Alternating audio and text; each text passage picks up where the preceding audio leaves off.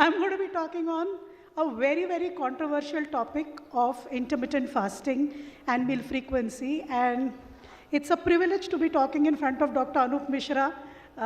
you know, so, um, so we have known that diets can actually do a lot of good, but actually data has shown that bad diets can kill more people than actually tobacco can kill. And most of the times when we go to see a movie, we see an ad where all sorts of things are shown that how tobacco can kill a person.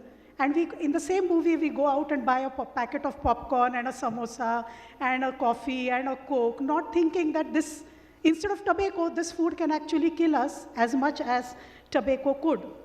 Actually, intermittent fasting came into vogue because diets keep coming into vogue and going out of vogue depending upon who follows them. So this is CEO of Facebook, Jack Dorsey, who actually started doing intermittent fasting, and he lost tons of weight. And of course, being CEO of Facebook, he put everything online and it became very, very popular. He actually does not eat Friday, Saturday, and Sunday. Those are the days where we give cheat meal to people, right? And he is the only person who does not eat all 3 days. He only drinks water. He only eats between Monday and Thursday. And that's where intermittent fasting actually came into vogue. So what are the benefits of caloric restriction? We heard Dr. Bansi Sabu speaking that actually caloric restriction is good for you. So promoting weight loss actually represents a dietary method that has an immense amount of positive effects for obese individual. Caloric restriction, whether weight accompanied or not accompanied by weight loss, actually improves health of people. Reduction of caloric intake of about 60 to 70% of daily requirement increases longevity by 30 to 50% in animal species. And that is why, if you know the sages of yesteryears who used to do tapascharya or meditate, they would not eat, and that's why they had a long life. What are the reasons for benefits of caloric restriction? One hypothesis claims that there is a modification of energy metabolism.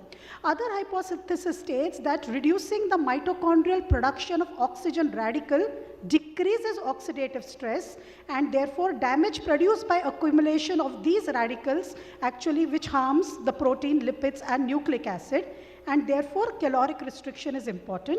Intermittent fasting has been intended as a solution that takes advantage of caloric restriction benefit but does not have its side effect, and hence intermittent fasting came into being. Now, when we talk of caloric restriction, I think this is a study which actually created impact, wherein they have shown that caloric restriction actually could reverse type 2 diabetes, even in people who actually were on medications or insulin with type 2 diabetes, and therefore there was a twin cycle hypothesis which was given in, and they have shown that moment you reduce calories, actually you can reverse type 2 diabetes. And this was the hypothesis which was done by Dr. Roy Taylor through counterpoint study. I'm not going to go into it, and direct trial both.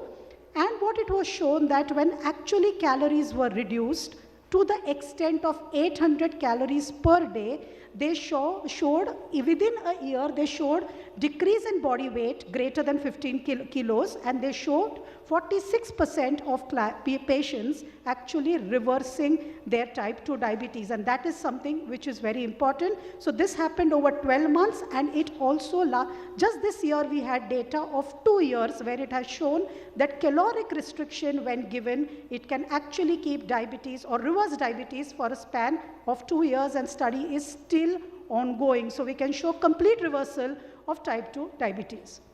Now, what is the effect of meal frequency on weight and metabolic parameters? So this was a study which was done in Czechoslovakia, where they randomized people who were taking OHAs with a higher BMI and a higher A1C into 2 groups. So there were people who were taking 2 meals, and there were people who were taking 6 meals. So it was either A6, which is 6 meals, or B2, which is 2 meal pattern. They both were having isocaloric diets. Both were consuming same amount of calories, and all the participants were asked to keep up their medications as required. And it was seen that when people ate 2 meals, their weight dropped better. So all their parameters improved after 24 weeks, which were hepatic fat content, plasma glucose, C-peptide, glucagon, oral glucose, insulin sensitivity. So by this study, it was shown that actually smaller is the meal frequency, better is the control of all the metabolic parameters. So this was what was shown by that study. Now, we know fasting is a spiritual discipline. Fasting is one of the most ancient healing traditions in human history. It has been practiced by every culture. Fasting is not new to any culture, and people do it for spiritual well-being. So even Hippocrates, who is father of modern medicine, said, to eat when you're sick is to feed illness. So therefore, when we are sick, naturally we feel anorexic, we do not eat just to protect ourselves. Thus, fasting is ingrained in human heritage as long as mankind itself. So don't be scared of fasting, because fasting is what we actually were meant to do, or we were doing. And there is a reference in Mahabharata, very interesting, that Yudhishthira asked Bhishma, what is the highest penance? And I think we all need to do penance because we are sinning almost every moment of our life. So Bhishma states that there is no penance superior than abstinence from food. And this is said like a couple of years ago. So recent studies has seen a surge in popularity of eating patterns involving intermittent fasting. So such eating patterns involve either eating in predefined time or eating ad libitum, means eating as much as you like. And these are different types of intermittent fasting programs. There is a 5:2, means 5 days eat normally, 2 days fast. Then there is lean gains, wherein you eat only between 8 to 10 hours and fast remaining 16 hours. Then there is eat, stop, eat. Then there is a warrior diet, where you fast for 20 hours and then you eat one big meal, and so on and so forth. There are many. These are just few which I could take up. So what happens in intermittent fasting? Intermittent energy restriction, a period of energy sorry, it just went back. Okay, so what is the physiological mechanism of intermittent fasting? So during periods of food scarcity, as experienced by human beings in past, like Dr. Bansi was telling, that, in past, no animal, and human is an animal, was getting a breakfast in the morning, or lunch in the afternoon, or dinner in the evening. So food scarcity was experienced by human beings in the past, and adaptation to caloric restriction represented a survival advantage.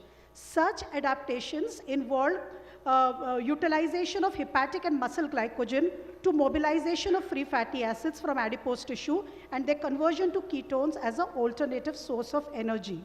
So intermittent fasting also produces adaptive reactions that improve physical qualities required to obtain food, especially endurance capacity, muscle force, but also cognitive functions and stress resistance. So therefore, actually fasting makes you have more endurance in terms of energy. Now, what is the, typically it is thought that when people do intermittent fasting, in the next meal they're going to be very hungry and they're going to eat a lot, and therefore what is the purpose of intermittent fasting? There are studies which have shown that after even a 24-hour fast, there isn't very high amount of energy intake. Energy intake increased only by 7%, and the hormonal markers of appetite really did not increase so much to produce a hyperphagia. So after fasting, people really do not eat as much as otherwise people would think. So now, what is the data between intermittent energy restriction and continuous energy restriction? Continuous energy restriction are the diets that we follow. So the effect of intermittent energy regimes on weight included in the reviews, and most of likely due to diverse range of dietary methods used. So therefore, there are data which have shown that intermittent energy restriction can affect CVD markers like blood pressure, like lipid levels, insulin, glucose to a greater extent than continuous energy restriction. And these are various meta-analysis where actually this is the forest plot which actually shows that there is favoring data of intermittent energy restriction as compared to continuous energy restriction, but the difference is not too great. Now, this is the only trial, this is the only randomized control trial of intermittent caloric restriction, which is called as Helena's trial. It was a 1-year trial of 150 obese participants, which are randomly assigned to 3 arms. One arm was doing intermittent caloric restriction, other arm was doing continuous energy restriction, and third was just getting some knowledge about what diets are. Now, this study actually did not find any difference in the adipose tissue measured between intermittent caloric restriction and continuous energy restriction. These findings indicate that timing of energy restriction does not induce differential transcriptional regulation of adipose tissue metabolism at the same energy intake. So what did Helena's study show? That intermittent or continuous caloric restriction are not different from each other. Not one is superior to another. So as long as you can restrict calories, it's good enough. One is not better than other. Now, what are the problems? Problems are irritability. When people do intermittent fasting, they get irritable after a point because they get hungry. And therefore, an easier method than intermittent fasting, where you're fasting for 20 hours or you're fasting on an alternate day or every day, is time-restricted feeding, where you're letting people eat in a certain span and otherwise fast through other spans. So here there are about 11 trials on time-restricted feeding which have been conducted. Evidence from animal and human studies suggests time-restricted feeding may be effective dietary intervention to improve variety of metabolic risk factors, including plasma lipids, fasting glucose, and insulin level. But there are just 11 studies. It's really not well studied. Among 11 studies, there are just 1 or 2 human studies. Other studies are done on animal.